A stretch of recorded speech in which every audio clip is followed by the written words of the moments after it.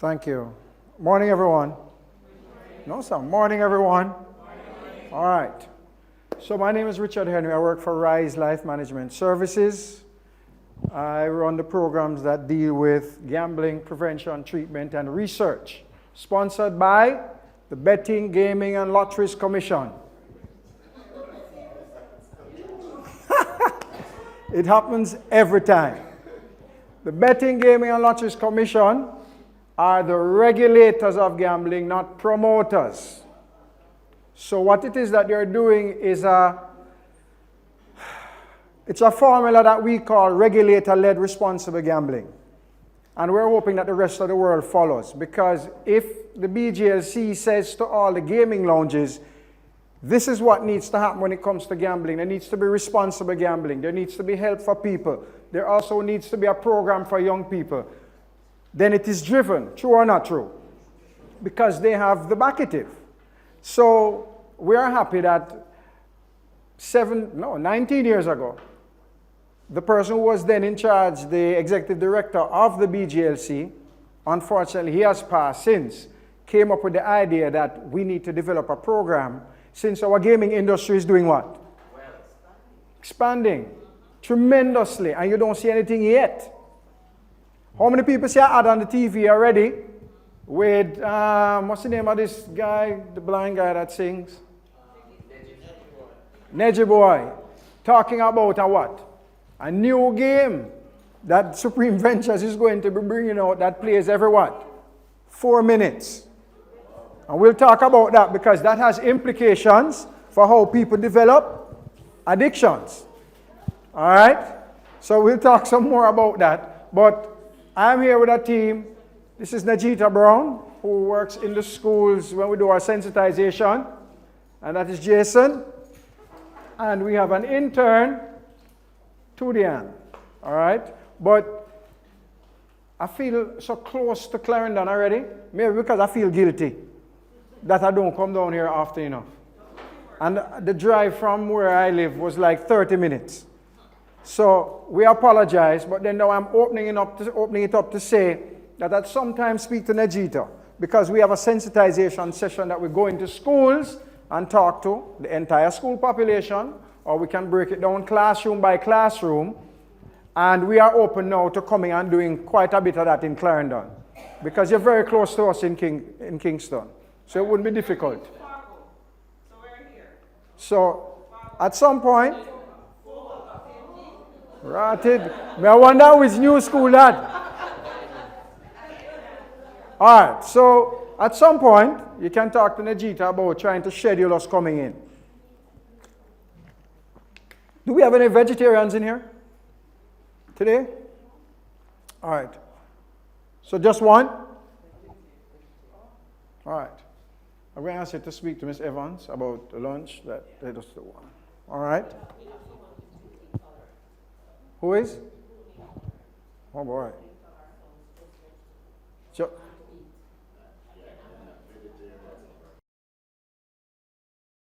right away, two quick things. One, I will never get through all the slides that I have prepared for you, because I have a tendency to do that because I want you to have all the information. All right? The second thing is we have a bonus session. So we're going to finish today at 1 o'clock, because we hit the marker. We don't spend a lot of time doing it. We know exactly what we want to deliver. My session should finish at 11, and then we have a bonus session with Howard Gow, who is going to talk to you about underage drinking prevention. All right? The truth is that section is sponsored by Red Stripe. You know, I don't understand you guys. It is important for them to show good corporate social responsibility. And it's an excellent presentation. And as a matter of fact, they've been to the Clarendon schools yet? Yeah, so you're still coming. So we're coming to your schools as well with both gambling and underage drinking prevention. All right? So that's sort of the format for today. Howard should come maybe in another hour. This is what we're here to give you from my session. This book, And this is our underage gambling prevention lesson plan that has everything that you need to teach in your classroom. You don't have to go for anything. And you know who helped us to create this? BGLC. And when I say help us, I mean tremendous help and guidance in developing this. So this is what we're here to deliver, and they're over there. But why everything not working now? I have a gift for you as well. So in your books, everybody's going to get one of these. But I don't look like you don't like gifts, so. If you want to have it really free? Yeah. Remember, you know, when I think about guidance counselors, and this is probably what I should have started with, the only way that this project works to help young people to understand that gambling is not for them is with guidance counselors. And I have told the BGLC this program cannot work without the guidance counselors. Why? Because we are not everywhere in Jamaica. We rely on the guidance counselors to spread the message. It can't work any other way. And that is why, without hesitation, this is the second to last region we're doing. So we've covered almost all the regions. We just have Region 4 to do, which is a very big region, Westmoreland, Hanover, and St. James. But we have told the BGLC, you need to come out of budget, find more money for us to come down here and do all of this, and they agree. All right, so we know that the guidance counselors are our partners. But on this, that you're going to get, and all you have to do is put your phone up, your camera to it, and it will show you, you have some gifts. How many people have a DSM? How many people know what the DSM is? DSM 5, you have one? You don't have one? You want one to buy?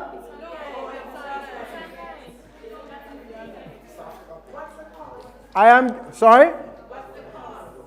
The cost? I'm not selling you. It is on this.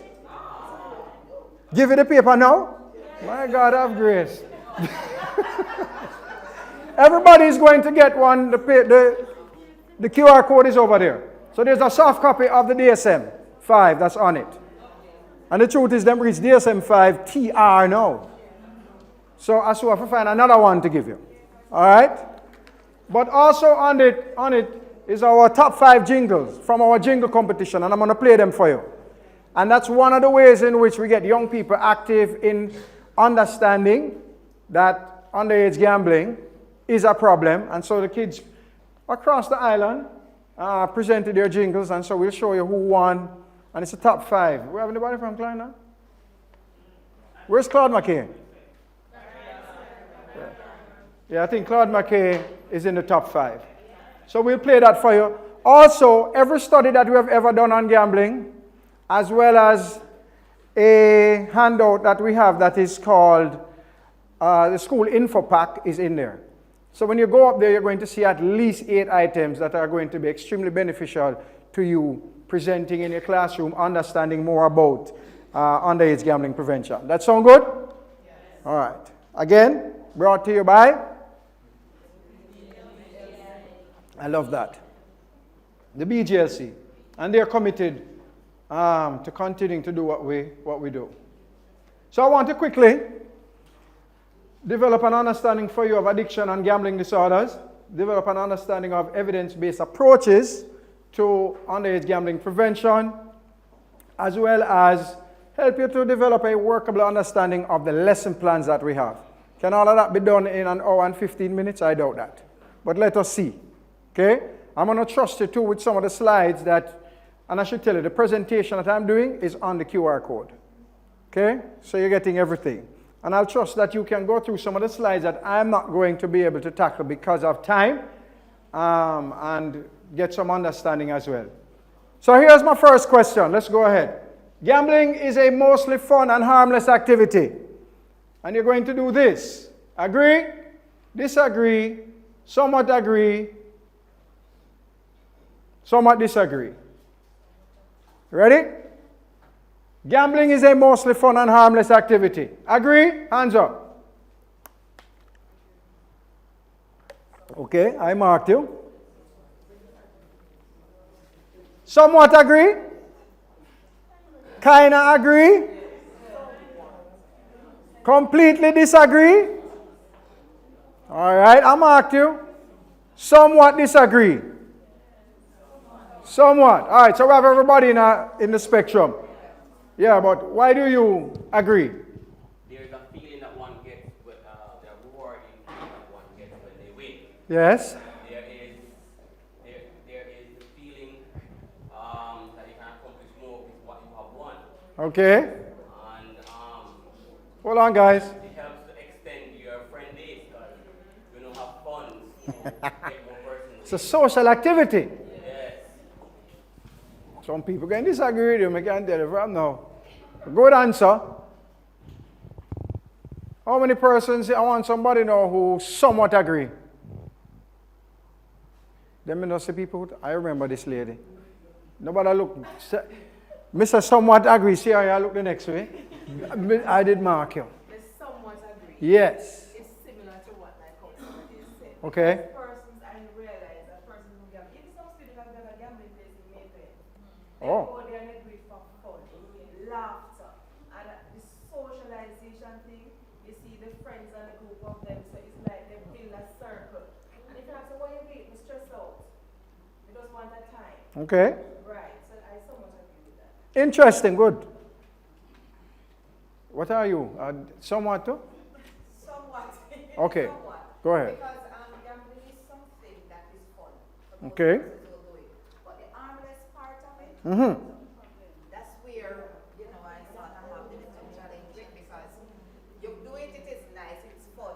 But then sometimes at a cost to you too, because especially if money is involved, all the money go down the drain, and it is when it is down the drain and you're at the rock bottom that you realize that all is gone. But you were having fun. All right. And it is that now you are losing. Entertainment at a cost. Give me one. Go ahead. First of all, ever tell me you are what? Somewhat. Agree. Because yes, gambling for some will bring that kind of fun, but over time, practicing it, Mm-hmm. the person becomes addicted. Mm-hmm. It becomes a problem. When the person becomes addicted. All right. I won't play devil's advocate yet, but I'm going to ask you a question. I need one person who disagree. Oh boy, the hand go up fast. I'm going to come back to you, but I'm coming back. Yes. All right, I disagree because most persons who start gambling is because of a greed. And most time that greed turns out into being envious and covetousness. Bad mind step in. And therefore, sometimes it starts violence and crime from it. Now, if you have a family and you start gambling, it's just like drugs. You end up losing everything, losing your family if you're not careful. So if you're not responsible enough, then it's gonna cost Give you. you a problem? So I don't take gambling as a fun. And I respect that. We will talk about that. One more person and then. Gambling is what we call a gateway activity in the sense that it opens up a lot of avenue for deviant behavior in society. So we look at within the context of a school, a child who's gambling.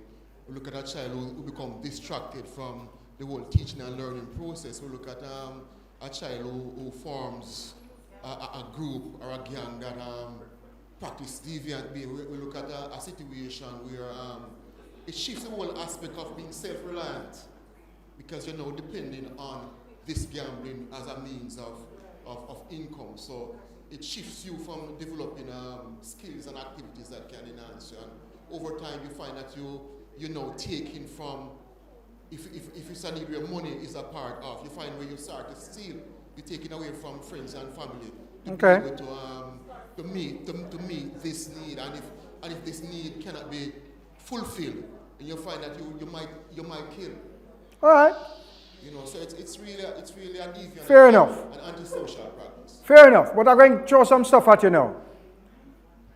What percentage of people worldwide have gambling problems?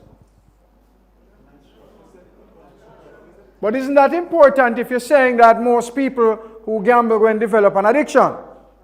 So I'm going to tell you, it ranges between 0.1 to 10%, with 10% being high and in just a few countries. I have a question on there about Jamaica and what our rates are, but it's for a quiz so you can win a prize, so I won't bring it up. But I'm saying that to let you know, most people who gamble don't have a problem. However, for those who do develop a problem, for every one person that has a gambling problem, there are 10 to 12 family members in the family who are affected by it. And that's just the nature of addiction. Because everybody understands how that works, right? So if the father has a gambling problem, it's going to what? It's going to trickle down, because kids going home don't know if them coming to daddy who win or daddy who what? Who don't lose, or daddy who lose different from daddy who win. It's just like drunk daddy is different from sober daddy. Yeah, so there are a lot of difficulties. You're going to be brief, don't it? Yes, sir. We're coming there way back. All right, yeah. So I'm just saying, do we not have a lot of persons who have problems and don't know that they have problems? Based on the fact that you said that most persons who gamble don't have a problem. Yeah, we like measure. Drugs, like addicts who don't see themselves as having a problem. No, we measure it. This is measured. So it means that we would have gone around and asked them a particular set of questions. So when we are finished asking, we could actually tell them that you have a problem with gambling. You get what I'm saying? Because we use a scale. And it's the same scale that any psychiatrist or psychologist would use if you went into them for treatment for a gambling problem. They would have to first establish that you have a problem. Therefore, they'll ask you a number of questions. I can redirect you to some of the scales that we have. Some of them are 2 questions. Some of them are a little bit longer. But it would be us unearthing for them. I mean, we don't leave with them and say, hey, you have a gambling problem still, but we're going to measure the person over here. So we don't do that. But we can tell you, that is how we know that we need to ramp up the services that we have. And the rates in Jamaica, comparatively, are fairly high. All right? But we'll talk some more about that. And I'm way, way behind. This one I'm not going to take a measurement on, but the benefits of gambling outweigh the consequences. Disagree. All right. And so here's the devil's advocate now. How many people ever see an ambulance pass and the ambulance on the side of it say what? Sponsored by the Chase Fund. Which part of the Chase Fund money come from? Comes from gambling. You didn't know that?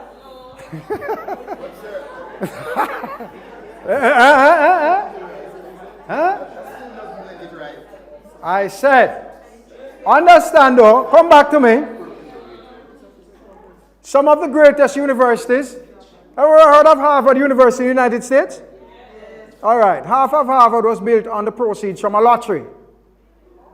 So this is simply what they're saying. We're going to have a lottery, and we're giving away 10 million, and we're collecting 100. One person going to win 10, the rest of the 90 going to build the school. So one person going to win. So that's how, boy, you struggle with that one, your brother.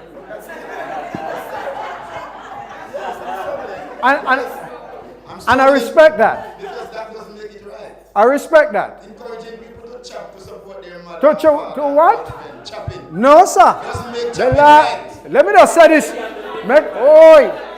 Let me say this on camera, because the last man I see, we talk about chopping him in a trouble here now.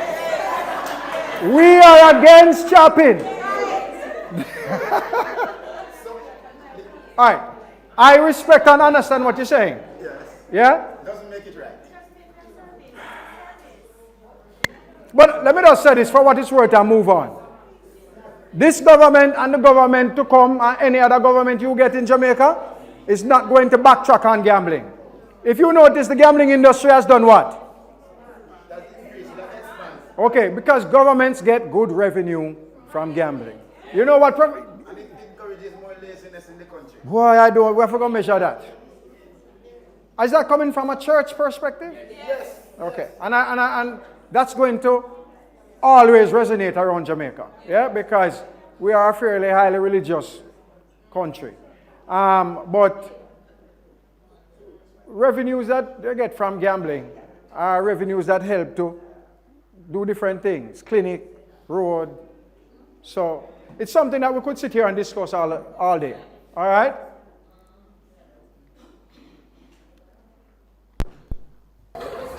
Watch this.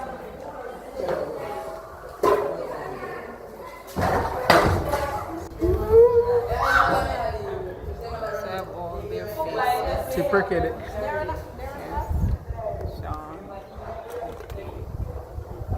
Them boy they looking at it. Them boy they up there say Campbell, Derek, Kaim, Cedrian, Otis, What do you know, eh? Peanut,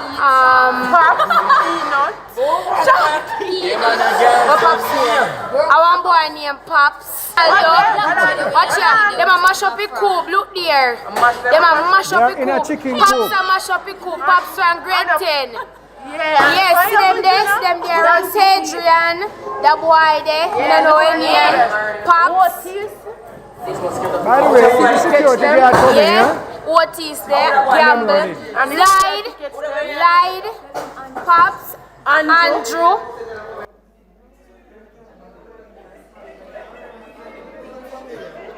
That was sent to me by a guidance counselor saying that we need help. So there's a young lady who does film that. Yeah? And so the whole idea of an informer mentality in Jamaica, she might just help Pops save him life. Yeah? Because Pops probably needed to be in class rather than in the chicken coop gambling. But I put that up to say, do we have a problem in our schools with gambling? True? With that said, we'll go forward. What's an addiction, Nedge? When what? When you lose self-control. Okay. So you keep doing the Adem, you see make your answer? You want? Sure. Tell them what you said again. You don't remember? Yeah, maybe this might help you. When you are not in control, anything else, and I guarantee you that you have the right answers. It's what we call it an unsatiable desire. There we go. Google. Good. That's a. It means You can't get enough. I've never heard it like that, but that's well put. You don't want a chocolate, though. We'll give you another prize. You want chocolate? Same can give you. So. All right, so that's a good one. I like that. Anything else? Constantly searching for the high. Yes. Give me another word. So here's my definition here. A state of being enslaved to a habit or practice or to something that is psychologically or physically habit forming, such as narcotics or an activity to such an extent that when you stop it causes great difficulties. And we must recognize that with the new DSM, gambling is now in the place that it should be. Yeah, because before, gambling was in another area, impulse control disorder. But with the new DSM, it has been moved to addictions and other similar types of behaviors, and it's excellent. Yeah, because studies have been done and we recognize that it's similar to someone having an addiction to drugs. Okay? The individual pours more and more thought, time, and money into gambling to the detriment of other relationships. Yeah? Activities that previously held priority, such as school, jobs, family, etc., go down the totem pole in terms of priority. All right. Remember, I tell you I won't go through everything, but this is significant because the road that leads people to addiction is varying for everybody. And with that said, it means that the road that leads some people out is not the same road for everybody. Yeah? So as a therapist, you don't believe in telling people, this is what you need to do. That's not true. Because I have clients who have come out of addiction because of Jesus. And I don't have the right to tell him that is not the right road, he must go on to therapy. All I want to see that he's clean and living his life, functioning. Because a lot of people come out of addiction using religion. Some people will use something else. So this is just talking about the road to getting well. Some of it is, to getting an addiction is psychological, social, or biological forces. So if you even talk about psychologically, there are some people who are predisposed to having a sort of high risk takers. You know those kids, you have those kids at school? They always want to do what is extreme, what the other kids are not going to try and do. All right. So some of those personalities we call addictive personalities. All right. And those are young people who want to go to the extreme to find out. So somebody will tell them, well, you can't drink 10 beer. All right, watch. And even if they're going to drop down after the 10 beers, want to say that they would have done it. The problem is after them drink the 10 beers, your body start to what? Adapt to it, and it probably means that they might go try, let me see if we can drink 12. And that's how a process starts. And it's not because the person is just deviant, it's because of what? The kind of psychological makeup that they have in terms of trying things to the extreme. So I like to call this the 3 C's of addiction, and this is also in this book for you to work with the kids. And addiction exists because of what? Same cravings you're talking about, right? So I guarantee you that somewhere, somehow, right now, you have a place in Clarendon that you can go and gamble? Yeah? So right now, there's a you said too much? There's a person right now who's supposed to be at work, but I'm not at work because I'm waiting for that place to open. Because yesterday I'm losing money and I need to go back, and win it back. In the area of addiction, of gambling addiction, we call that chasing. So persons who have gambling addictions generally are chasing, trying to win back money that they have already lost. That's what makes it difficult for them sometimes to stop gambling, because it means that you're saying what? All this money that I've gambled, I'm going to forget it. And most of them will come into treatment and say to me, but more and try win back some. And I'm telling you, you're not going to win back some, you're going to give them more. Okay? So you have to get to that place where you understand what your cravings are and the compulsions are. This one for me is very important. The behavior is continued despite what? Adverse consequences. Quick example, I've had a client who lost his house, wife, kids, car, business. He was a lecturer at the university. Come for treatment, and when him come to me for treatment, him don't have no bus fare to go home. We don't generally give people bus fare, but that day I felt like giving him some bus fare. And I can tell you that before, when him go up East Street, before him reach the top of East Street, him go and him go gamble, because he was passing some places. So, and walk from East Street to Arcadia. You know which part of Arcadia there? Very far. So, Barbican. So think about this. You would think that if you lose your wife, kids, house, car, those are things that are messages that are being said to you that you should what? Stop. You need to stop. And despite having all those negative consequences, people with an addiction are irrational in their behavior and they continue to get involved with the activity. Or if it is a drug that they're using. And this next one is the person is out of control. You guys are all able to come here because you had a commitment, you work at the school, you want to build yourself, you know there's a workshop, so you came here. And I can tell you there are some people who aren't able to do that because they can't make that decision. Because the decision to go to the gaming lounge to gamble is greater for them than going to work. And those people are people that we say are what? They're out of control. I'd like to say all of you are in control because you can make rational decisions, healthy decisions about what it is that you need to do. People with an addiction don't have that ability. And that's why a lot of the behavior that you see, you wonder if they're mad, don't it? Yeah, it's not mad, they're just irrational. Quickly? Yes, I just want to ask, do you think those persons consider that as their job? Of course, they will tell you that. That's even more part of the sickness, right? Because it's not a job. But some of them get to the gaming lounge before even the people who work there get there. So it tells you the degree to which what? They're craving. The consequences don't mean anything to them because the boss has told them already that if you're late one more time, you're out. And they're out of control. All right, so there are 2 types of addiction. I'm so far behind. Can you name them? Ned, do you have any prizes? 2 types of addictions. What are they? Nobody Google. Put down all phone.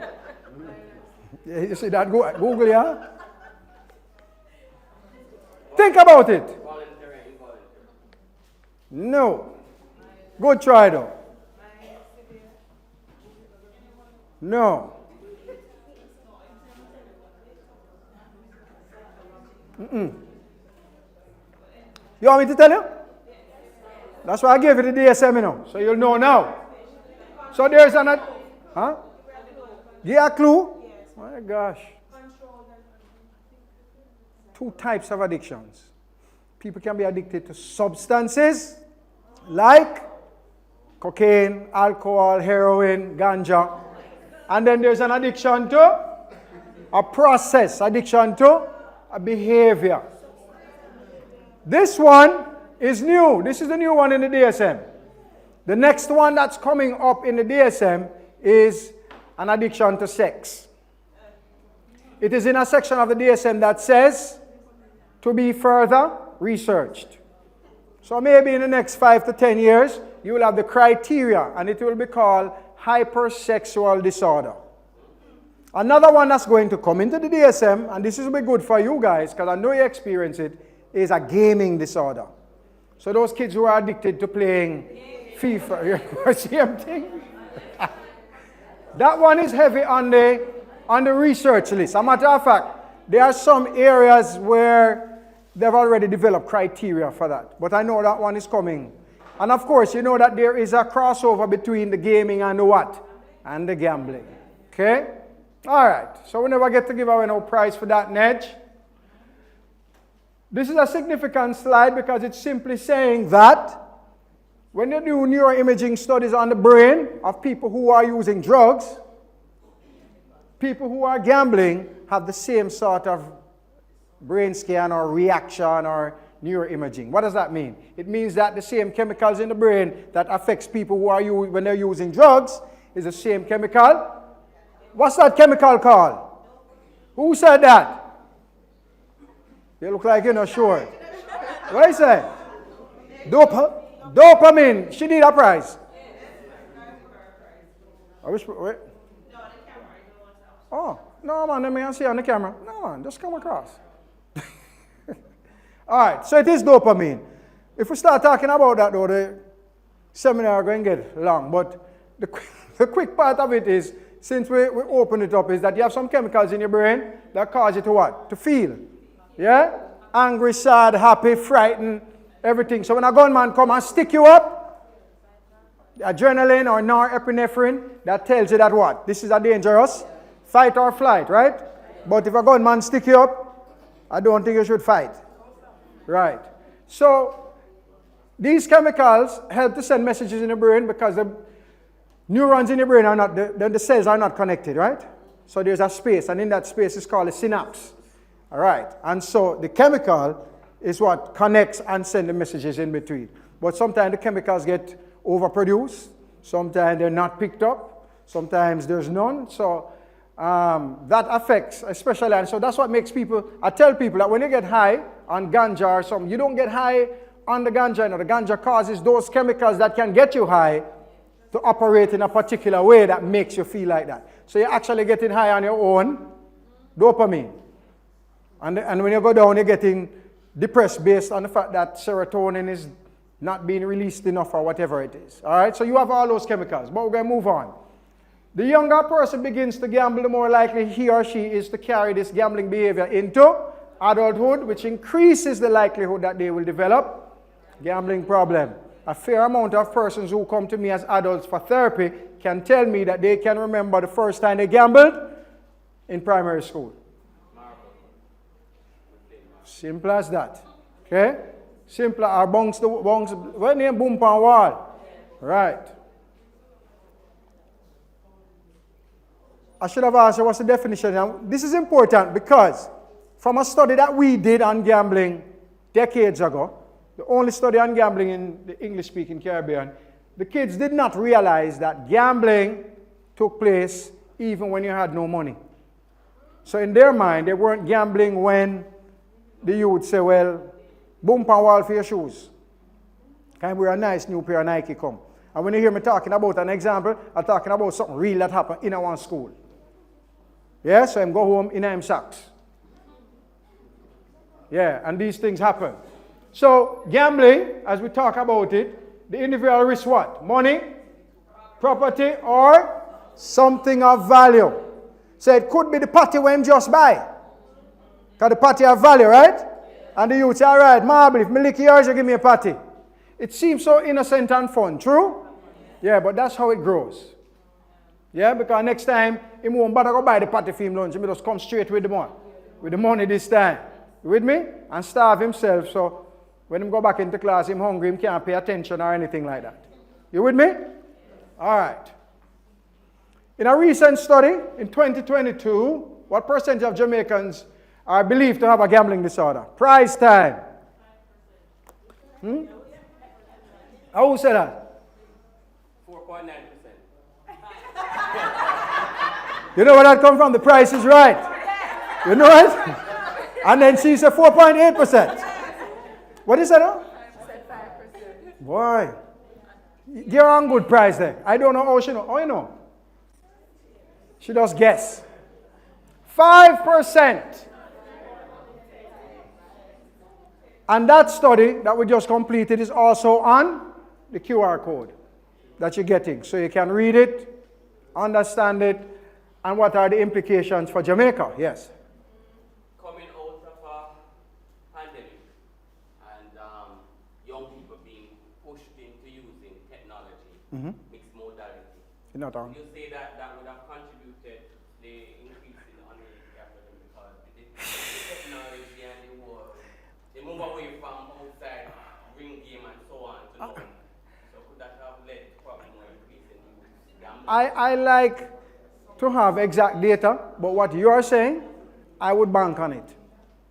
That during the pandemic, more kids were inside. One of the things we did during the pandemic is to create an info pack to help them to understand issues with gambling, why they shouldn't be gambling, what could happen because you're locked in on the internet, and you're also getting that on the QR code. You can use it as well in your classroom. But we recognize that kids are going to be around their laptops or tablets more. And people send messages about gambling to kids just on games.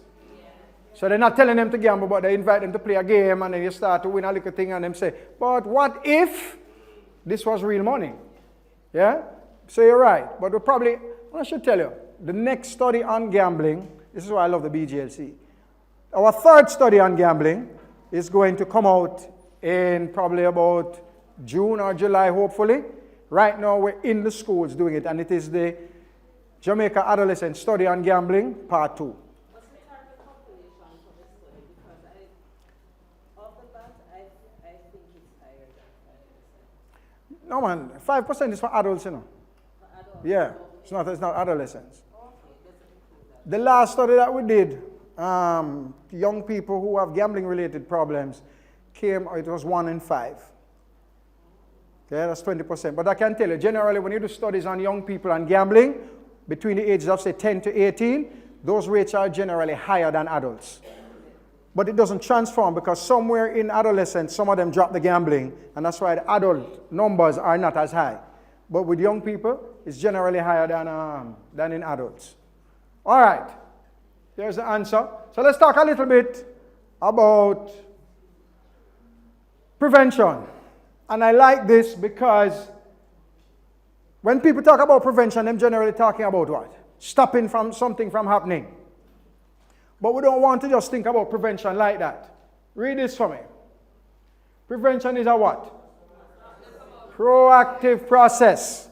That is why this book that we have created is for every child in your classroom.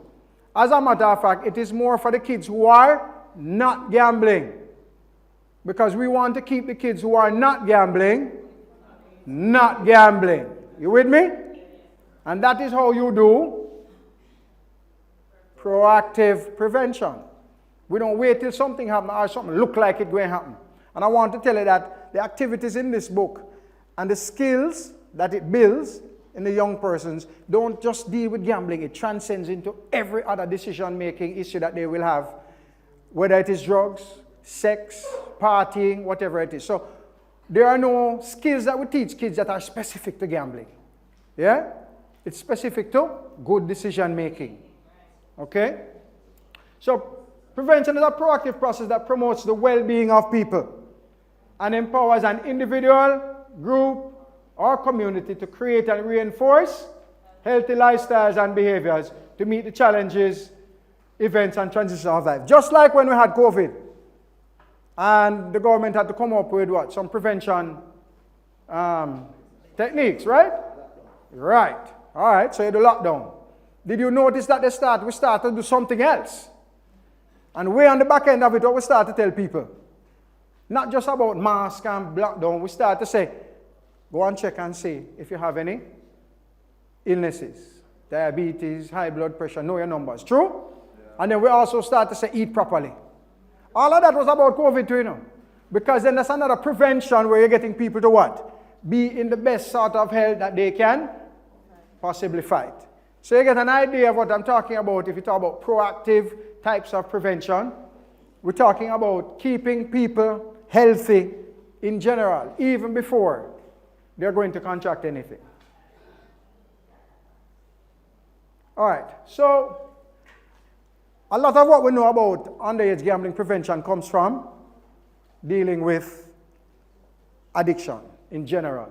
So a lot of, if you look at the criteria now for gambling disorder, most of it comes from out of the criteria that deals with substance use.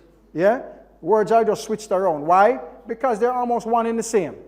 Yeah? And so tolerance, constantly thinking about being involved with gambling.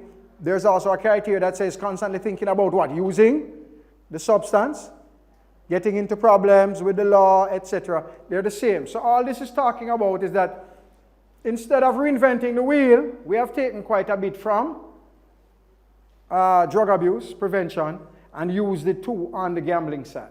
Because we recognize that they're almost one and the same. What's the legal age to gamble in Jamaica? 18. You sure? 21? Anybody think so?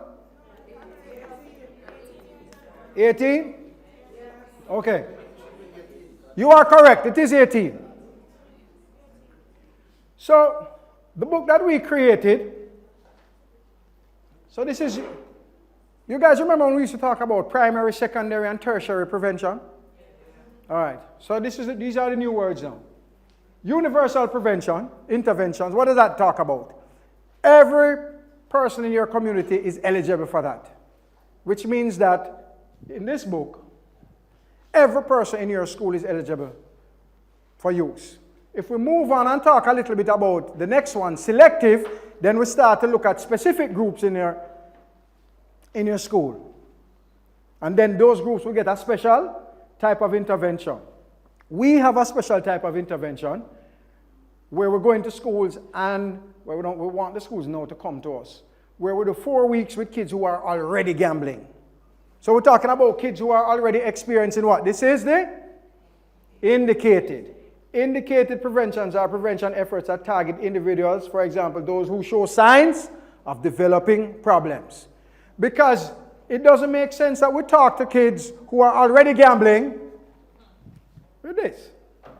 This is a different sort of prevention. So all this is doing is segmenting the different sort of, because the prevention that we do with the kids when they come to us for 4 weeks is completely different than what we do in the schools. Because the issues that we have to address are different. These kids are already experiencing the negative effects of gambling. You're asking all the right questions. We're developing the book for that. And we're going to do that training too. Again, because we believe that guidance counselors, and I know you guys have too much to do. Yeah, it's almost impossible. I know that. But we want to teach you to be able to intervene with the students as well. So that's a treatment piece that we're talking about. And we're going to develop the manual for that as well. I mean, it should be done maybe in the next 2 months. Yeah, and then we meet again like this, and we deliver it. Okay? But very good question. So, the 3 different types of prevention: universal, selective, indicated interventions. So, our prevention goals usually, and coming out of that book, you want to do what? Increase knowledge, risks associated with gambling. They need to understand that. We want to activate protective factors. I'm going to show you what those are. Help to modify attitudes and adjust erroneous ideas about gambling. Anybody have a coin? Lend me it for 1 second. A coin. So I'm going to look at adjusting erroneous ideas about gambling. Oh, it's $1? Sir, I wouldn't let no... You're going to talk to me after this, So, if you leave here with nothing else, persons who have gambling disorders or gambling issues, and even the kids that have issues with gambling, have issues with the way that they think. It's an issue of cognition. Okay? We're going to come back to that. But if we talk about addressing erroneous ideas, one activity is, and we're going to the classroom because we're not hiding anything from kids, because the more knowledge they have, the better able they are to do what? Yeah, and I guarantee you this. While we are not giving them the information, the radio and the TV giving them another set of information that they're battling with. And that is why we have said it's not business as usual in Jamaica in terms of gambling. We have to step up our game in educating young people. When I was going to school, I never sat on a bus and heard any lotto draw or any cash pot draw or anything like that. Any other draws from any other companies. But no, kids are sitting there what? They're hearing that. And some of them are getting what? They're getting curious about what is this about. And for those who live probably in a lower socioeconomic area, it seems like an alternative or a way for you to, in their mind. But back to the erroneous thinking. So I go into the classroom and I have a coin. And I said to the kids, we're going to do 10 flips. Okay? I actually lie to them because I do 9 flips. And I go heads, heads, head, head, head. The 10th flip, what am I going to get? I got 9 head already. 10 flip, what am I going to get? I'm going to get tail. Why?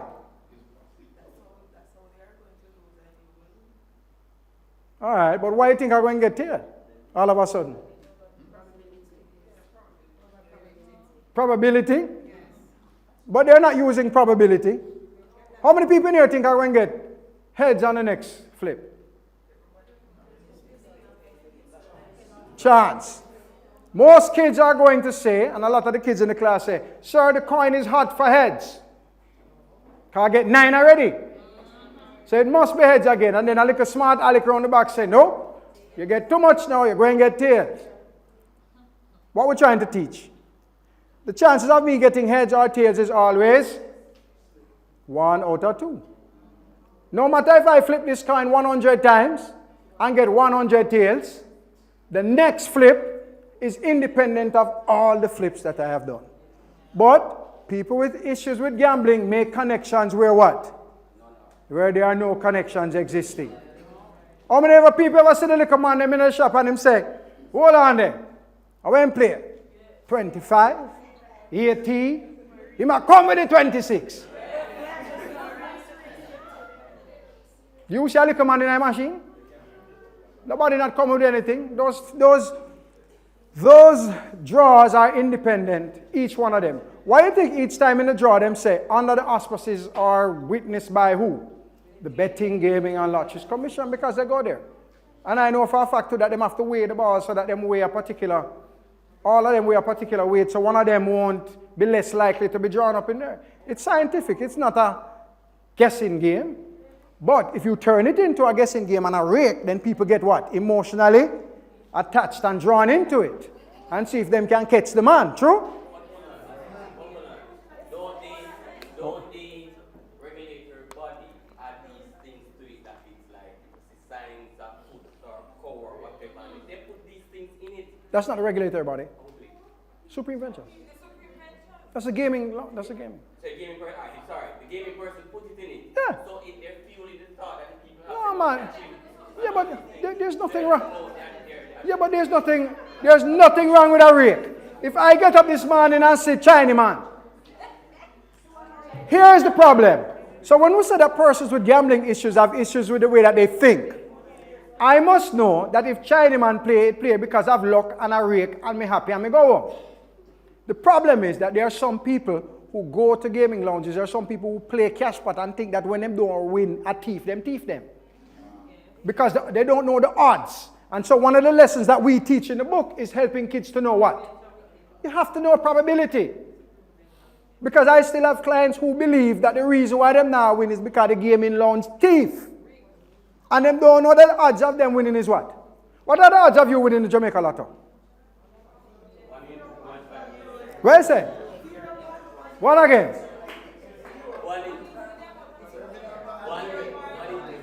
Hold on now. He's so close, I can give him a prize. Give him a prize.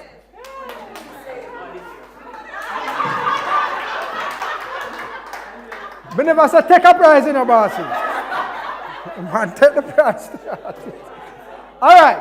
So, but quickly, the odds of winning a lottery game that has 38 numbers is 1 in 3.262623. You know what that means? Lightning might actually strike you before you win. Couple of times too. No. Hold on. I like what you said though. Is that based on the population? It's not the population. You know what that is? It means that out of 38 balls, and this is any lotto that has, say, 38 balls, it means that, and you have to pick 6, it means that there are 2.326 or whatever different combinations that you can get of the winning number. So you can get 15, 12, 18, 25, 2. You can get 5, 8, 2, 1. You can get 3.26 of those. You tell me. Nothing is wrong with that. It's okay. As long as you know that when you play what? Say it again. I feel like you're going, chances are you're going to lose. But if you don't have a ticket, and I am not advertising,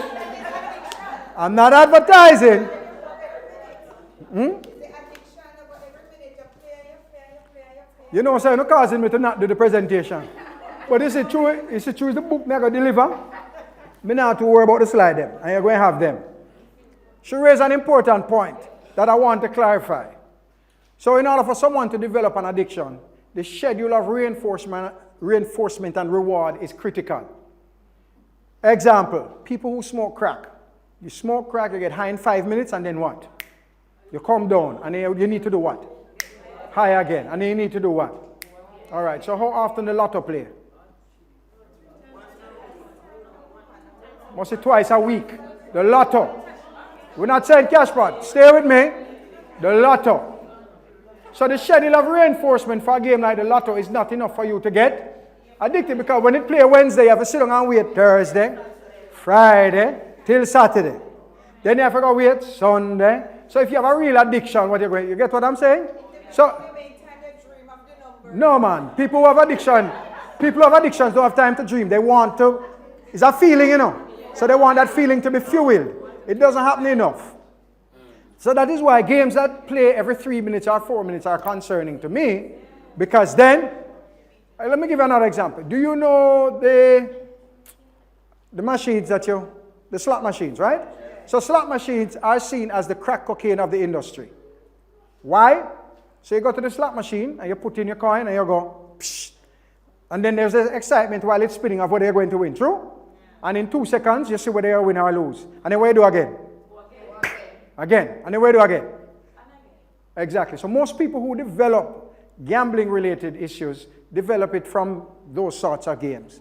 Not that they don't develop it from horse racing and other types of gambling, but the schedule of reinforcement, because you can play that slot machine every 5 seconds for the entire day, as long as you have the money. And if you don't have enough money, you can go and take out granny money, or you can take out the kids' them school fee, or you can do all kind of things to be able to play. You with me? So you have to understand the schedule of reinforcement. Nez, what time is it?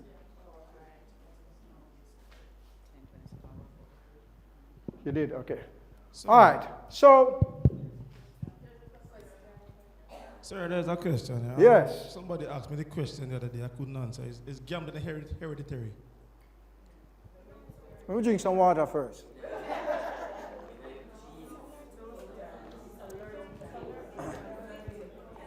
By hereditary, you're talking about biological, right? I would be foolish to tell you that there is no scientific evidence that that is so, because there is some. There is not a lot, but there is some. But when I think of hereditary and what drives, how the family drive your gambling, many of my clients have parents who gamble. So, and then, so I have kids, we have kids in the classroom, hold on guys, we have kids in the classroom who come from the house or in the community where the gambling takes place. Because you know you have some communities with a gambling yard, right? And it's inside the gambling yard him live. But remember, he's innocent and not understanding all of it. He's just seeing all of this. And he's seeing people come and go and him parents organizing the gambling. And all him know is that Monday morning, him always have him lunch money and him think to go to school. So in his mind, what they're doing is what? It's okay. And that is where we need to come in and be able to say to him and the kids and the family that that is not okay. And a lot of my clients can tell me that they used to live in a yard and their parents used to do all of this. I mean, I was with a client the other day, him hang down him head when him say, and I know I shouldn't be doing this because is it kill my father? And him could tell me the entire story and what his life was like with his father and the gambling and how it destroyed the family, destroyed his father, etc. But yet, it is the same thing that is destroying him now. Yes. You said earlier in your presentation that there is scientific evidence how the brain maps out and it is mapping at those who are gamblers versus those who are using hard substance. Could a conclusion be made where a woman who is pregnant and who goes on a slot machine and whatever gambling and that thing down in the belly and then the child born, then they have the social stimulators that follow that. Couldn't that make a strong link about heredity? I would not deny that, but I would have to take that to the lab. That's interesting. Like you said that this is the whole, that word that lady used about the senses making a signal, all that belongs to the fetus. You know that you should later on you should Google it and see. No, you might, I'm serious, you might actually come across a study on that. One thing about this field is that there are lots of studies being done on some of even the things that you're talking about. They may seem insignificant to a lot of people, but it is important because mothers who use drugs affect newborns, right? And so while people are gaming and playing, there's a lot of what? Physiological things happening, emotionally, etc. As well as you don't know the sounds of the machines, and because those environments are different sort of environments in terms of what you're hearing. Yeah, it would be worth researching. I have this up because I want you guys to begin, to take a cue. So we know that high-risk behaviors tend to cluster, and gambling appears to fit within a matrix, right? So look at this. And we're not saying no, you must start label the kids. But I'm saying to you that when they bring a kid to your office because of gambling, I'm saying you need to start asking questions about what? All of the others. Yeah? Don't make a kid, if a kid comes to your office about ganja, yeah? Don't write off and say, well, he's not a gambler. Ask the question. Because he might tell you. Or a young lady or somebody in your school who is drinking alcohol. I'll give you an example. People go to doctor offices for depression. And they get treated for depression. But the question is not asked sometimes about, yeah, what else is going on? Because you know why I'm drinking the way I'm drinking that get him depressed? Because I'm a gambler and lose all the money. So there's an issue with gambling. These disorders don't just happen in and of themselves. There are other things that impact and influence them. You have to ask those questions. So I'm saying to you, you need to ask these questions when students come into you. Make them say no, but at least you know that you did what? You tick the box, right? The person is gambling. There might be some issues with what? Sexual behavior that's happening at home with him or her. Especially too if the young person is drinking. It might be the way that they what?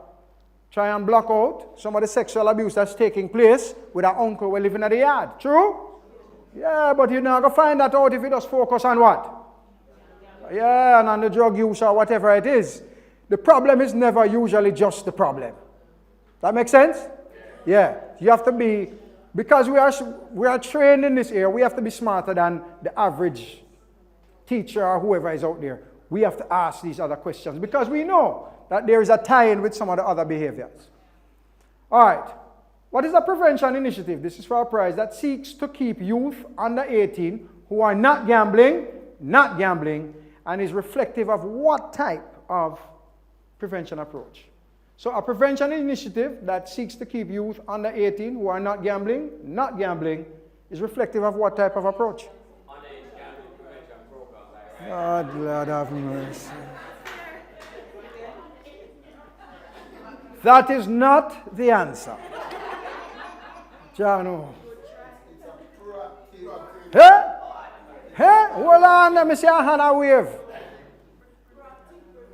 No, man. Think again. I showed you guys. There are 3 of them. Who said that? All right. I know say you're supposed to get a double prize, though. You have 2 prizes? Give her 2 prizes, because I was supposed to give her a prize before. For what? She was the first person here. Yes. You did already? Lord God, take it back. A joke. No, man, give her what you know. You're talking about.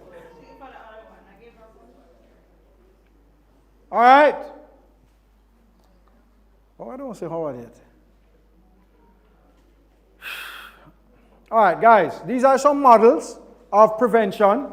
We're not going to go into them in detail because I have some other slides I want to get to. This is called a social development strategy. It is based mainly on what? Developing consistent community standards. I was thinking about it. Is there a sort of uptown community in Clarendon? Yeah, uptown community. Kind of well-to-do people who have... What name? We are close by to it. We are in it. So we are well-to-do. But think about those communities. If you see anybody outside stand up and a drink and them hanging out, right. And I'm not saying it's right or wrong. I'm just saying that's their community standard. But then we're going to some other communities and what? Kids are gambling, people are drinking, go on again, smoking taking place. And it's okay because that is their what? Their community standard. So, this one might be a little bit difficult. We are trying now to infiltrate youth clubs and PTAs like that because we recognize that just dealing with schools is not going to solve the problem in educating guidance counselors and students. We have to get into what? Into the community. Yeah, so we have to work. Hopefully, this coming project here, which starts in April, we start to do some more work with SDC. Yeah? And get into those communities. It's simple as just go on to the community one Friday evening and just have some information and flyers and talk to people about them gambling and just like, and start that kind of relationship. Huh? Exactly. So we know what we're talking about. What we call it? Pon the corner? Round the bend. I'm afraid of you. All right. Children are strongly influenced by advertisements. One of the things that we had recently with the BGLC is a session with all the stakeholders to see how we can better organize advertising standards and protocols for gambling. In some countries, gambling cannot come on the air before a certain time. And that certain time would be a time when the kids are what? Asleep. Right now, we are just kind of all over the place. Prime time as well. So we're going to have discussions to come to something meaningful. Another important thing is, what do you show in the adverts that might cause people's erroneous thinking to even get worse? You must not depict anything that, for lack of a better Jamaican vernacular, we no go so. So there was an ad recently, don't know which company, where the lady kept seeing this guy and him never looked so good, but then him go win in a one game. And him outfit change. And all of a sudden she said, but Johnny look different, eh? And that's a kind of a very tricky message to be sent to a young man to say, hey, maybe if I gamble and... So we want to be very careful about the messages that we send and who we send them to. So us as adults, we can decipher that and know say nothing go so. But what about young people who are seeing Johnny in another new pair of Nike with him one long time? Just may make that connection. So even in our book and in our approach to young people, we talk about the advertisements that we see. Yeah, man, we discuss them. And they share how they feel about them when they see them, and we help them to decipher them and understand that the best way to get ahead in life is your what? Your education. Yeah? It's not from gambling. All right. Out of this, very important, gambling as a what? Primary form of entertainment. We're looking at possible trends that you have to deal with. We don't reach there in Jamaica. In the United States, gambling is a real fun activity, as in the family can go to Las Vegas. The kids can't gamble, but there's food, there's a hotel, there's swimming pools, etc. But there still might be an influence on the young persons because you have to walk through the casino to get to wherever. All right? So I can genuinely say that in Jamaica we haven't got to the place where gambling is just a wonderful form of entertainment. How many persons in here gamble? Lord God. All right, how much people in here afraid for saying gamble? Because that... Remember, go again. How many persons? You gamble? No, but hold on. Lord. I had an experience. What? Go on. I see you. I had an experience where, The mic. Okay. as a teenager, just at the high school, I'm working at a supermarket. Somebody came to me with a belt, roll up, and a pencil or something to find the nickel. And I was open to the idea, and I was down on a luck in my pocket, to be honest. And I tried it, and I lost. And there was a little push into that, I win it back. And I did go into it some more. And until at the end of the day, I went around the back. I'm like, baby, man, I'm losing my money. And it traumatized me in a good way because up to now, me and gambling are a friend. It's like my market for death, yeah? But for others, it could have been a different scenario and it could have, as you've outlined, and so on. So, right. you know, it's just to, yeah. So, good, thank you. Can you raise an important notion that I want to leave with you? Most persons who have a gambling disorder would have had a first big win. Okay? And that first big win sits and resonates in your brain. I've had clients tell me that the reason why them don't stop is that them do it before, and if them do it before, when them do it before 10 years ago, you know, but I can do it again because it sits in your head. Because you remember when you're wandering, the lights come on, the machine go crazy, the coins are falling out, there's a lot of hoopla that comes with it that sits with people. Let me give you a better example that you can, I see, I can come to you. And I have the two of you on the radar too, because I'm not saying no gamble. Now, let me give you a better example. In the area of addiction, there's something called euphoric recall. And euphoric recall is your mind's ability to only remember the good things. And it happened to a lot of us who don't even have anything to do with addiction. But guess what? We have a relationship. A lady turn her head. The relationship. Only one thing in it good enough. You choose. The rest of it is bad. And every time you think about going, you remember what? The one thing that is good. Yeah? And that is your mind's ability to only recall those things. Because there are many negative. Remember I put up a thing there about the consequences that people experience? So there are so many consequences that people experience from gambling that tells them that I need to stop. But then when they remember that win that they had, them say, but suppose I go and left the win here. Yeah? And that's what keeps them tied into it. All right? So they call it euphoric recall. Different ways in which we do prevention for gambling. Information dissemination, you're going to be able to do that in the book because you have resources that you need to. You all have photocopiers at the school? Yeah? Last training, the person, them tell me, I must make BGLC send some photocopier to the school then. All right. Yeah, just put your name on the list. and put photocopier. So we also do education. So we sit and we what? We have didactics. You're going to have to teach the kids. There are some sessions that are not therapeutic at all. They're just straight education about this is probability, this is randomness, this is what luck is, etc. Very important, and it's in the book. We don't want to create and tell young people that there are problems with gambling if we don't give them what?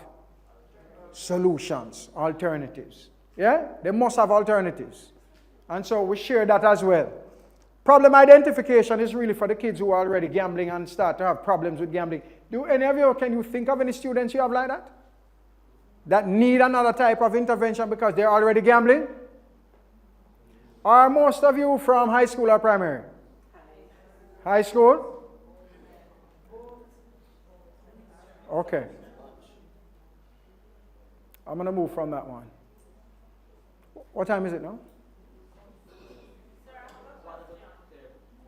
All right. I want to send you on your break at 11. Yes? If we do grab bags in school, is that considered gambling? You must tell me. And raffling.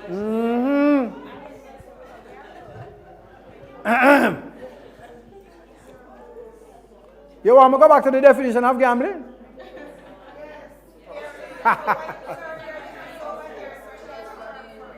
Sorry? Yes. Please share it. Where's Nedge? Where's Nedge? I want to start giving out the books. All right.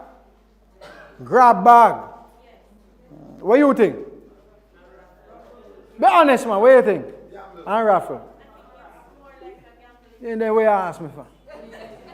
You want to go back and say, Mr. Henry from Rice said, you know exactly what it is that you are doing. I don't need to tell you that.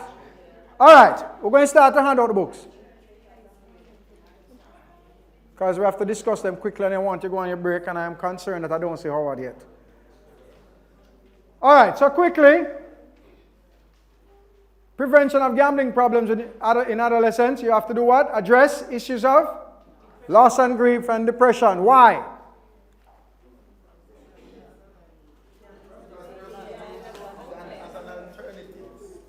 Sometimes it is that drives person into gambling. I'll give you a prize. You want a prize? Yes, sir. All right. You don't want chocolate? What else you have? We're going to give you a prize. That's a good answer. But you know what the reason? Why that is important? I'm going to give you an example.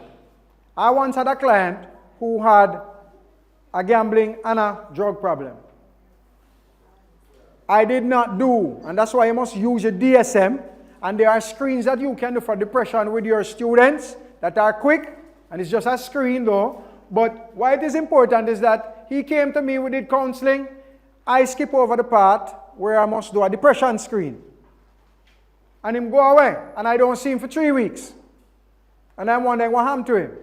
Only for him to come back and tell me that what? He went gambling and drugging. I said, why that happened? Because I got depressed again. Had I done the depression screen and said, bam, you need to go see the psychiatrist, let's get back on your medication and get you stabilized, when the depression came again, he would have been able to manage and deal with it. But because I skipped this part here, he went back to doing what he does to cope with the behavior. So it's important for you to be able to understand whether the young people are going through that. What's boredom and loneliness? How does that fit? Do people get into inappropriate activities because they're bored and lonely? Sure. You better believe that. Sure. Many people get into gambling too because of that. Who was the person that say you socialize and you go there too, right? Yeah, man, I make friends. Excellent. All right. What about management of leisure time? Some of us take this for a joke. This is not a joke. You know why? I once got a job in Cayman as a therapist. And I was young, I was just learning. And I see them come up on the board, say, it's time to have leisure counseling with the... And I said, leisure, no fun business that. Recreational counseling, you can counsel people about recreation. And I was embarrassed. Because the other counselors were master's degree at the time and senior. And explained to me, your leisure time is when you do what? You have fun. When you feel good about life, true? Yes. When you remove that, that's when people get depressed and more likely to do what? Yeah, and use drugs or gamble. So, making sure that young people have good leisure time, because what happens when you get into addiction is that your leisure time become the addiction. Yeah, so some guy who used to go fishing and play football, him stop do that. Because right now, just gambling or gambling. So when him come to treatment and we say, remove the gambling, what him have? Zero. You have to teach him now to get back to fishing and football. So a lot of the kids who have problems in the school with gambling, them used to step on the football team, or them used to play basketball, or them used to play chess, or them used to play cricket. Yeah? And they're going to need to do what? To get back to a leisure activity that brings them some sense of fulfillment. So don't disregard that. Maintenance of positive social relationships. Critical? Yeah, because right now the boys who are girls who are all gambling in your school, you know who most of them friends is? The same kids who are gambling in school. Yeah? And a lot of the kids who used to be friends with them before have done what? They drifted away. So when you remove him or her from that environment, what happens? You're going to have to go make friends with them again. Because if he remains in that same circle of kids who are gambling, what will happen? It increases the likelihood that he's going to go back to gambling. So those things are critical. And of course, not only young people, but even us as adults can do with somewhat money management skills. True? Yes. Very important. Prevention planning efforts must address what? And this one is not so much important for you because you don't go into the community, do you? Do you? You have any influence on the community? Maybe it depends on the size of the school and where the school is. Well, I just want to tell you, if you have the ability to influence the community underage gambling prevention and managing the gambling, do that, because the community is where the action is. Yeah, and if you get the other people in the community to look out for the kids who are involved with gambling or the kids who are idling instead of being in school, you stand a better chance. Everybody have a book? All right. Craigie. So I'm going to move to the book. The other models, guys, you're going to have to look at because of time constraints. I know you want to get back to your, I need to send you on your break. You guys all right? Yes.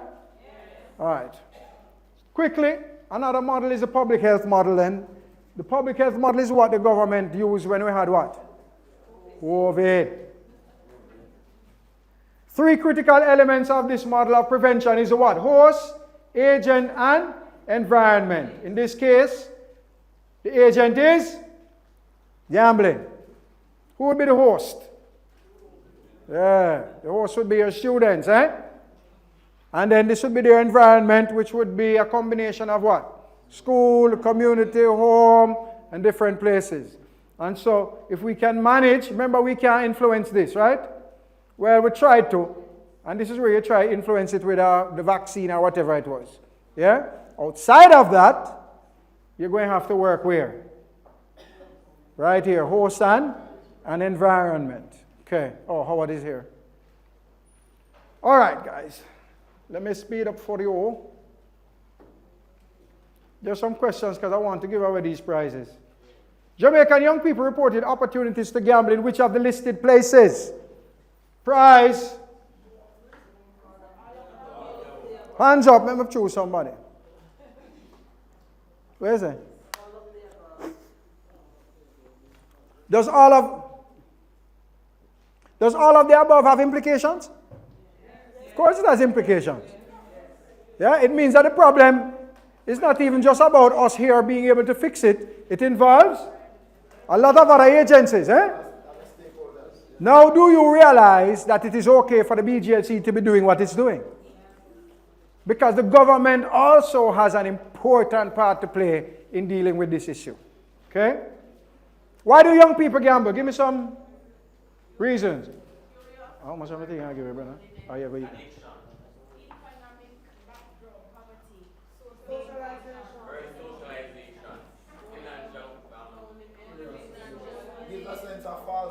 Economics. By the way, before you think you offer the hook, what kind of gambling you do? You do scratch?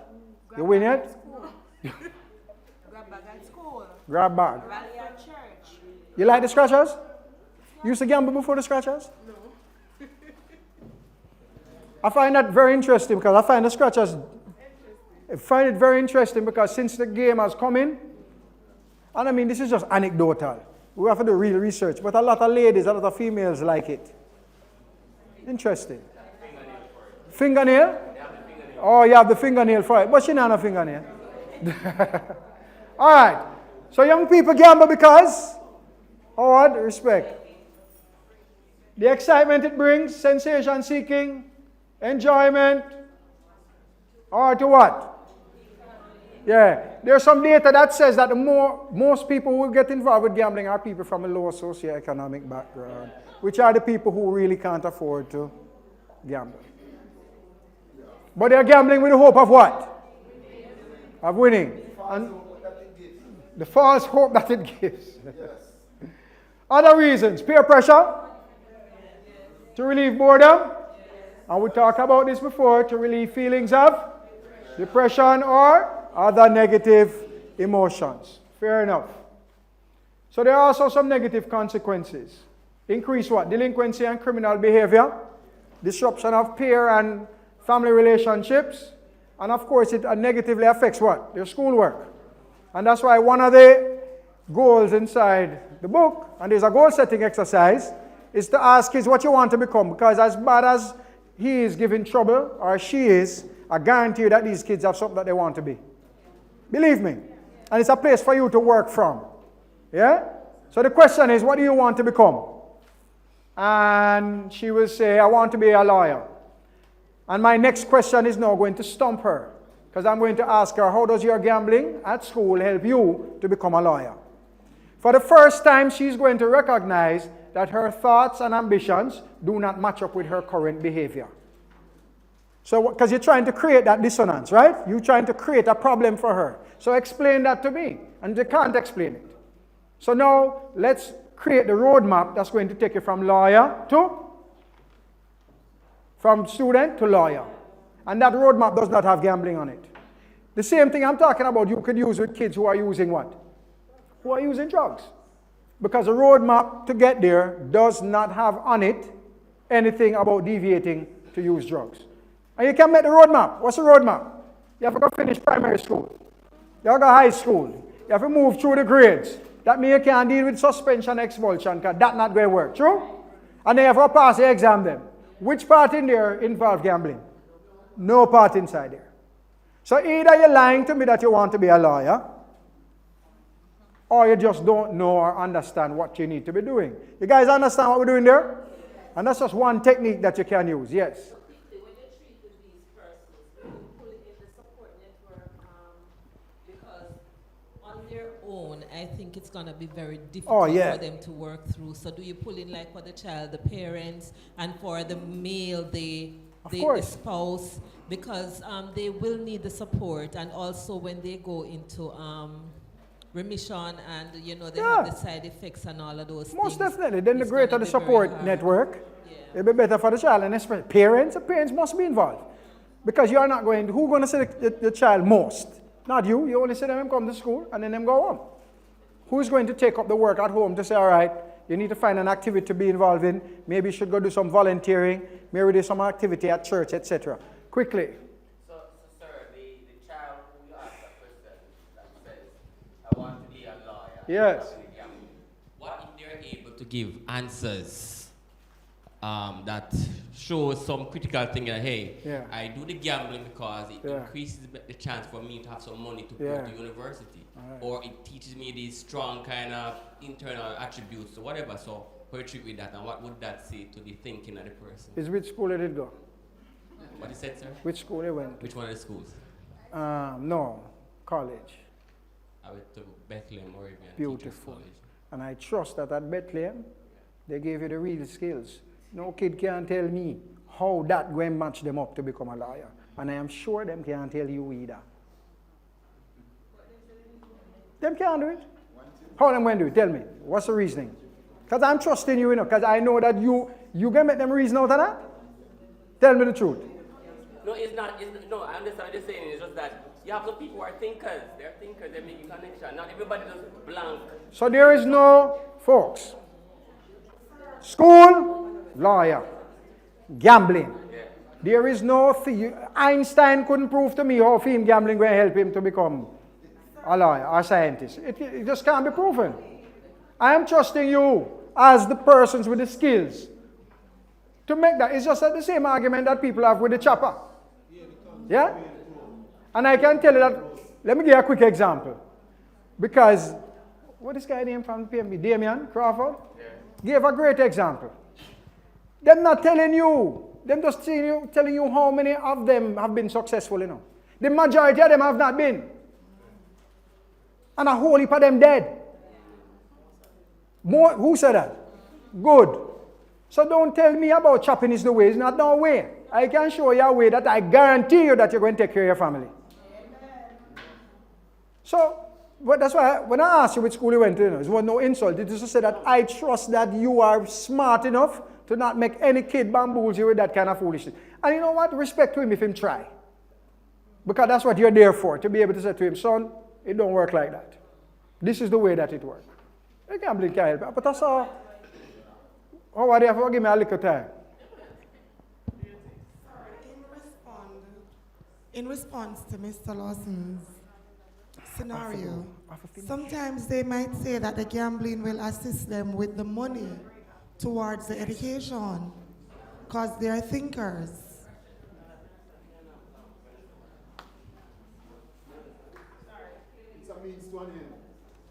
Yes, they will fit that in the path to the career or the road to the career because these students, believe me, they are great thinkers. And they're not brighter than you, though. No, they're not. I guarantee you that. They will try to fit the gambling and that is their job.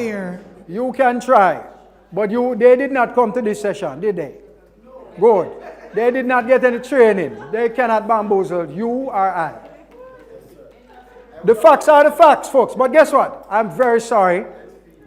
This session, because we twinned it with the underage drinking, so it's usually a lot longer. But my other presenter is here, so I just want to go through the book with you quickly and give you what we need to give you because we have some posters and stuff for you as well. These posters you will put up in your school. Everybody will get a set, and it deals with the issue of underage gambling, and it gives alternatives for kids. All right? We have them located over there. All right. So quickly, folks, take up your books.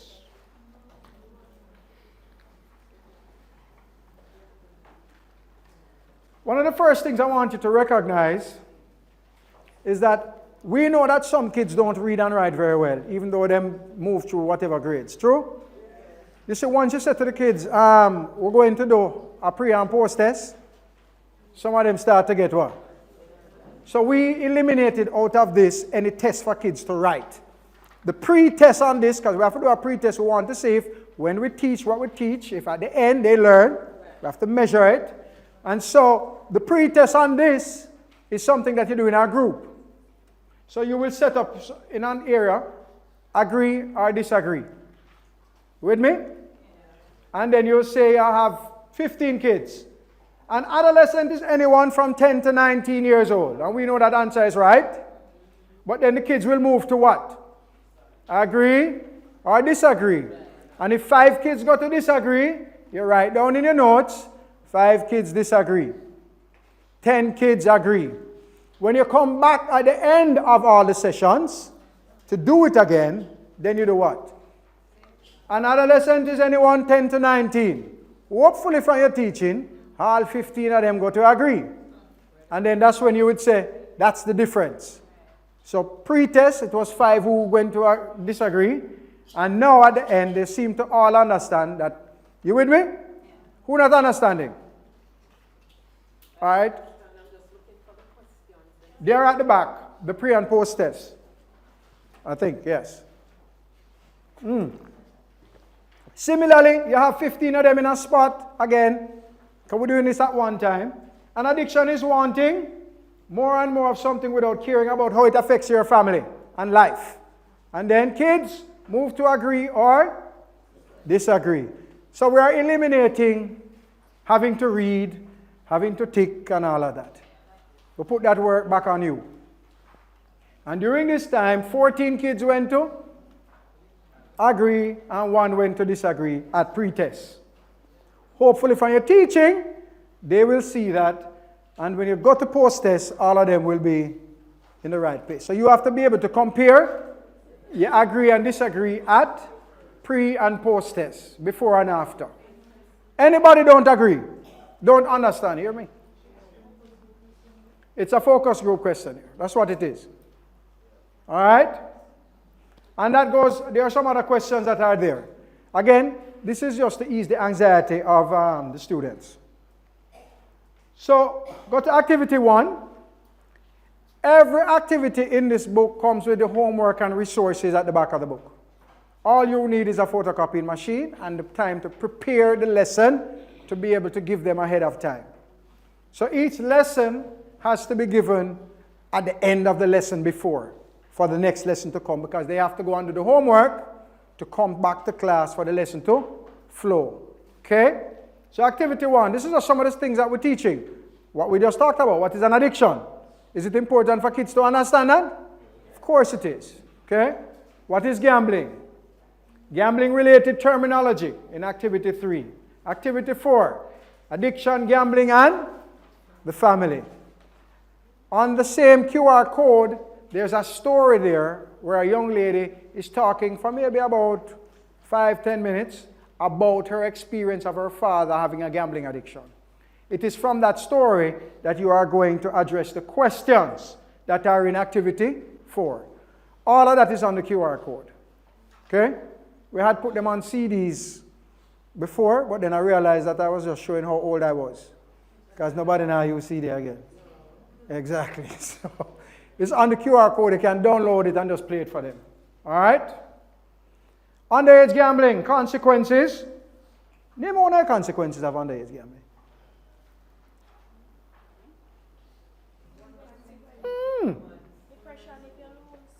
True. Of course, performance in school. Yes, delinquency, criminality. Some of the data show that most kids who are involved with gambling are also involved in a gang.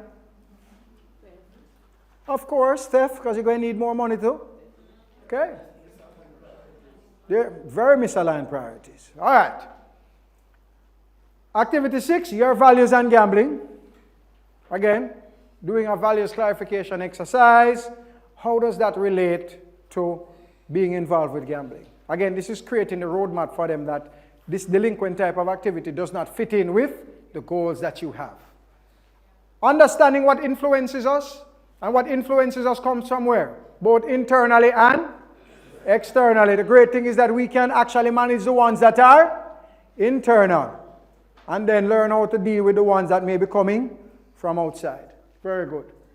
Don't gamble your future away is number 8. And I think that one also deals with, there's a bonus session in there that deals with, let me go back. There's a bonus session in there on internet gambling. Okay, and we kind of did that at the last minute because most gambling in the world takes place where? Online. It does not take place in a casino. And so we have to catch up with the times and help kids, because we are also sending the kids online to go to work, don't it? Well, sometimes when they go to work, them say, look at advertisement, cross the screen. So we have to also get to that place and meet them there as well. Okay? So, look at your resources. You will see your questionnaires, your handouts, your bonus activity. That's the one I was just telling you about. And all your homework assignments. You have to do, you can do extra reading if you want, but everything that you need to prepare any of these lessons is in that book.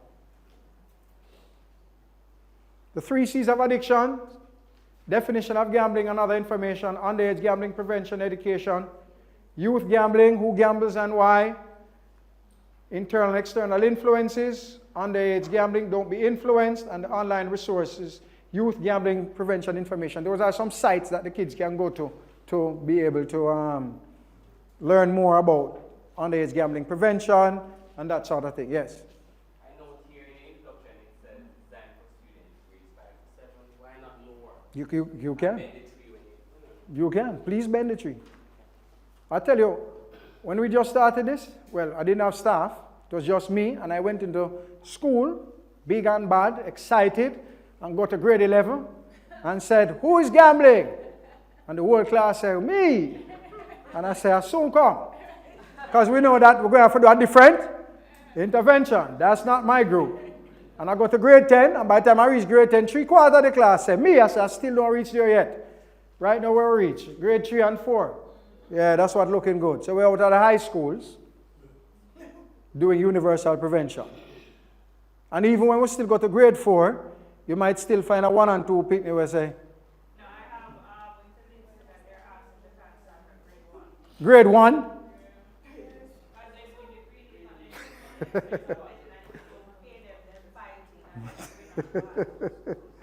Yeah, we have to talk about that. So there's the example. All right? I leave you with this. You ready? Do you guys have any questions about the book? Does it look as if it's something that can help you? Yes. I don't hear you. Yes? Go ahead. No, I was going to ask her to explain Green leaf? What's that? Oh, green leaf. That's how it is. It's where they pick a leaf. If you don't have the leaf behind your ears, you're supposed to pay about $50 or $100. And if you can't pay, it means fine. All right.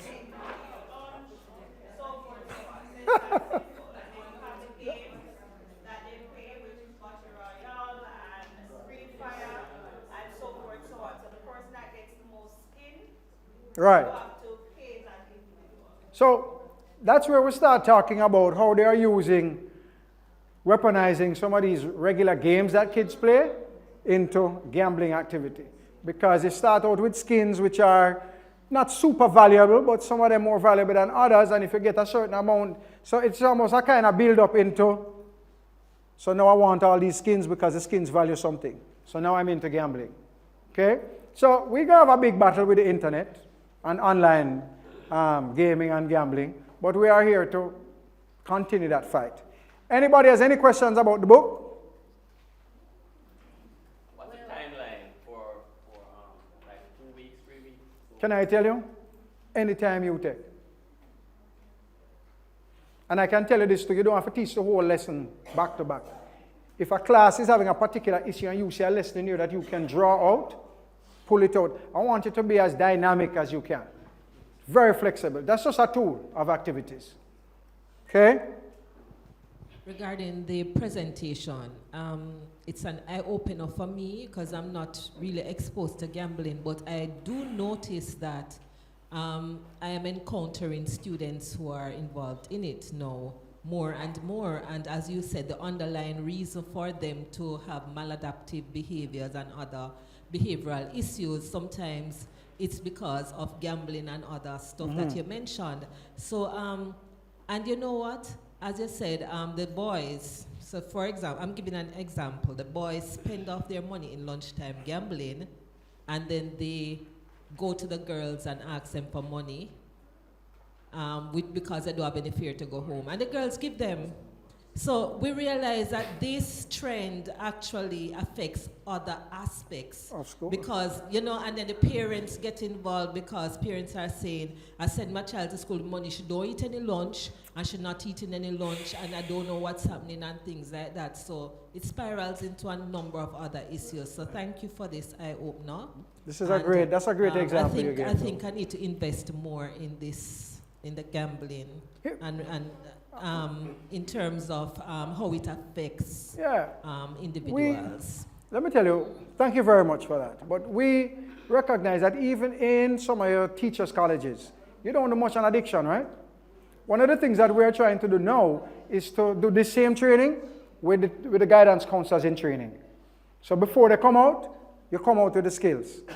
Yeah? So it's not just even addiction. Gambling is a very specific addiction that people don't have a lot of knowledge about. And it is our job to be able, we don't want the industry to get way ahead of us. We have to be toe-to-toe and step-to-step with it. So we hope that, and of course we're going to try and improve the book at some point in time. And when we do 2.0, we'll come back to you with it. Because like I say, you guys are our key stakeholders. Because nobody can reach the kids like you. Remember that video I showed you with the kids gambling? Is a guidance counselor saying that? We're not in school. Anything we learn about what's happening in schools come from guidance counselors speaking to us and telling us what's going on and how we can help. So we depend on you. All right. That which we persist in doing becomes easier. Not that the nature of the task has changed, but our ability to do has increased. Ralph Waldo Emerson. What does that mean? That things, they don't get easier, but we are assuming that because we gave you this information, your task at school, at work will become a little bit easier. Please do not put these books and be filed away. Please use them. A lot of work is put into them, and I can tell you, the environment in Jamaica as far as gambling is concerned is not going to change. It's going to get even more difficult with schools. You have to stay toe to toe, step to step in terms of your knowledge and your ability to intervene. And we are going to see to it that we can give you that information. So the treatment manual, in 2 months' time, we're going to complete that. So you know, instead of having to call Rise and say, can you deal with this kid? We give you the basic steps. This is your intervention. All right? Yes. Sure. Yeah. Yes, give Ned. I come into schools to do General Assembly, which is sensitize everyone in 15 minutes. And also we do sensitization, which is 45 minutes, showing videos, playing games, and what we do here, and giving them information in regards to prevention of underage gambling. Why is it we're asking you not to gamble before the age of 18? So we give them the whole 9 yards. In a way that they understand. We don't come on town and big words and like it's at their level. You understand? So you can call me and myself and Jason. We are already in Clarendon. Hold on. We've been going as far as Manchester to do those sensitizations. They can have my number. Give your number, but also, if you have kids, let's say I have 10 kids who are gambling and have issues, and you have the means to be able to get them to us in town, we have sessions weekly, a special group that we have set up. Because you know that's a different intervention, correct? So we have a group that we set up now that we have weekly. We have maybe 2 or 3 days of different schools coming. And the kids would come for maybe about 4 to 5 weeks. Some more meaningful intervention than asking us to come to your school, sit in a classroom with the kids who are gambling, talk to them one time and go away. So the name of your entity is Rise? Right, yeah, it is Rise Life Management Services. And where is that located? 57 East Street, Kingston. So, Nejita, give your number. Nejita Brown. Negita 238-0048. You can give them Rise.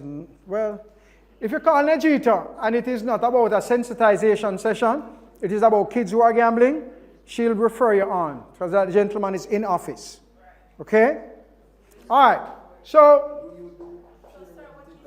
do we do parenting? Yes, we. Yeah, man, we go to PTAs, big time. We have a special presentation for PTAs because we want to help parents not just to deal with the gambling of their kids, but their own gambling, if they're gambling. All right? So, once again, you guys saw a form to fill out in their evaluation? Do the evaluation, please. But once again, we'll thank you for allowing us to share and present with you. We will be back. We will be in touch. The new highway makes it so much easier to get to you. And we hope that you use the book and that it's beneficial to all. I want to thank you very much. Should I tell you? The presentation wasn't too bad. Yeah. Well, I'm going to tell you something. The man who coming after me is him teach me how to present. I'm not joking, I'm telling you seriously. Yeah? Right. So imagine what that will be like. All right, so thank you very much. We are very happy that so many of you came. And ready? We're going to have break now. If you have any questions in between, you can ask. Please fill out the evaluations. Nedge, I'm going to ask you and Jason and Turian to make sure we collect all. Sorry? They? No. You mean for? No. I want to show them the video.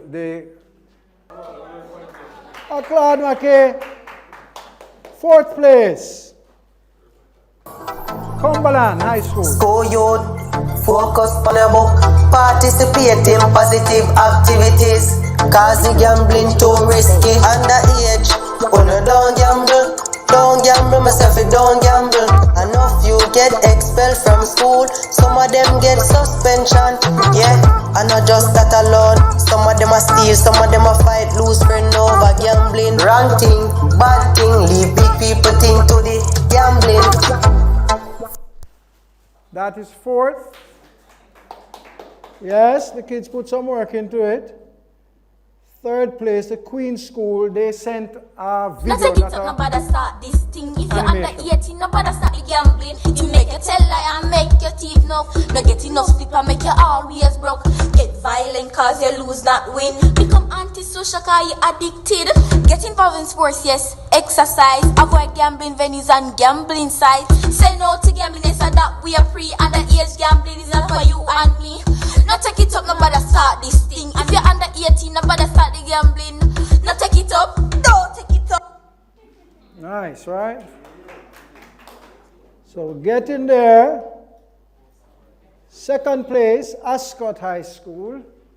Inna the school, them a gamble pan the ends. A road eyes and a try for please them friend. Your lunch money done, now you gang go beg. Belly at you and you can't go buy your bed. Under pressure, you they under pressure. Under pressure, you they under pressure. Under pressure, you they under pressure. Under pressure, you they under. One shot. So they don't come with animations, you know. We get the audio. After we get the winners, then we create an animation for it. They don't come with animations. And all these animations are on the QR code. So you can use them in your classroom. And here's the winner. You go gamble, brother, you have to stop. Now follow big people, cause you not copycat. You will get addicted, then you get restricted. From living a better life, so you better get a life.